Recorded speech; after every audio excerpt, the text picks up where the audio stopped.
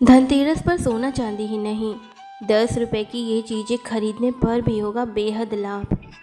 दिवाली का 5 दिन का त्यौहार धनतेरस से शुरू होता है और भाई दूज में इसकी समाप्ति होती है।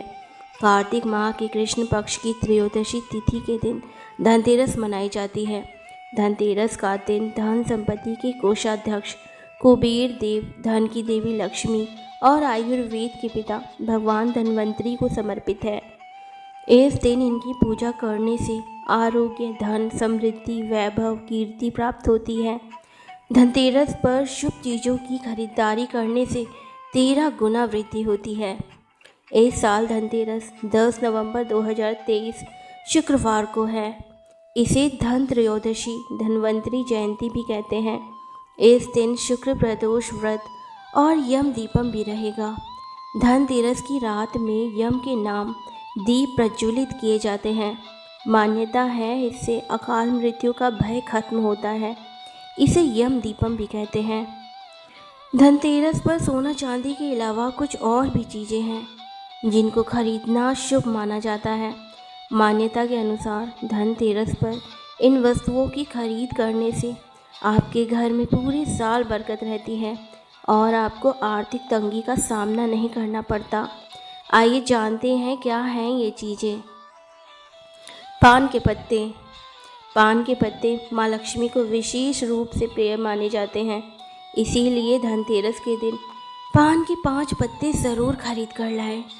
पान के पत्ते लेकर माँ लक्ष्मी को चढ़ाएं और अगले दिन इन पत्तों को दिवाली का त्यौहार पूरा हो जाने के बाद इसे जल में प्रवाहित कर दें।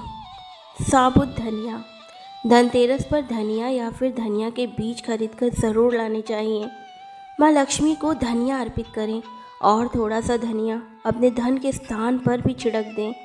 ऐसा करने से माँ लक्ष्मी की कृपा हम सभी को सदैव के लिए प्राप्त होगी। धनिये को खुशहाली का प्रतीक भी माना जाता है। ध्यान रखें कि इस धनिये का प्रयोग खाने में नहीं करना चाहिए। दिवाली के बाद इस धनिये को चाहे तो गाय को खिला दें। लक्ष्मी चरण। धनतेरस के दिन लक्ष्मी चरण घर में लाना बहुत ही शुभ माना जाता है।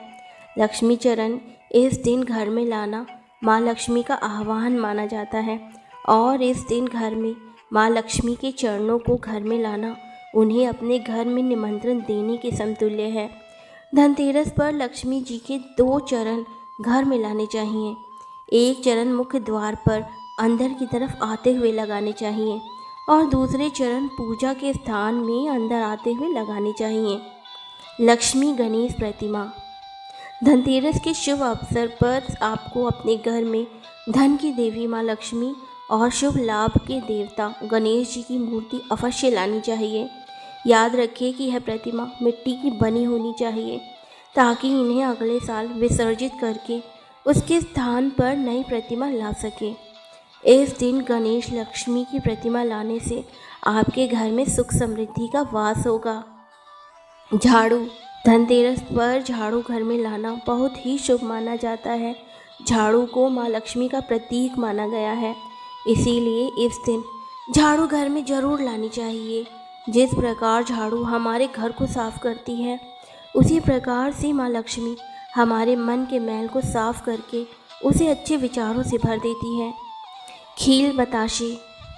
दिवाली के अवसर पर नए चावल की फसल तैयार हो जाती है और इसी धान से खील तैयार की जाती है। इसीलिए धनतेरस के दिन खील बताशे अपने घर में ज़रूर लाने चाहिए। ध्यान रखें कि हमेशा नए खील बताशे ही चढ़ाने चाहिए। पुराने खील बताशे भगवान को नहीं चढ़ाने चाहिए। नए खील बताशे धनतेरस पर घर में लाने से पूरे साल आपके घर में धन और धान्य की कमी नहीं होगी। नमक। धनतेरस के दिन नमक खरीदना बहुत ही शुभ फलदायी माना गया है। धनतेरस के दिन खरीदा गया नमक ही पूरा दिन किसी भी चीज़ में इस्तेमाल करने से व्यक्ति के धन में वृद्धि होती है और धन में बरकत होती है। घर की पूर्व और उत्तर दिशा के कोने में थोड़ा सा नमक एक कांच की कटोरी में रखने से घर की दरिद्रता दूर होती है। इतना ही नहीं, धन आगमन के नए रास्ते भी खुलते हैं। इस दिन खास तौर से घर में नमक के पानी का पोछा ही लगाने से विशेष लाभ होता है। इससे घर की नकारात्मकता दूर होती है और सकारात्मक ऊर्जा का वास होता है। अगर पति पत्नी के रिश्ते में खटास बनी हुई है तो धनतेरस के दिन रात में सीधा नमक या साबुत नमक का एक टुकड़ा बेडरूम में रखकर सो जाए। इससे पति पत्नी के बीच में प्यार बढ़ता है। खड़ी हल्दी। इस दिन कुछ खड़ी हल्दी खरीदना भी शुभ है। शुभ मुहूर्त देखकर बाजार से गांठ वाली पीली हल्दी अथवा काली हल्दी को घर लाएं। इस हल्दी को कोरे कपड़े पर रखकर स्थापित करें तथा षडोपचार से पूजन करें। यह भी धन समृद्धि को बढ़ाने वाला उपाय है।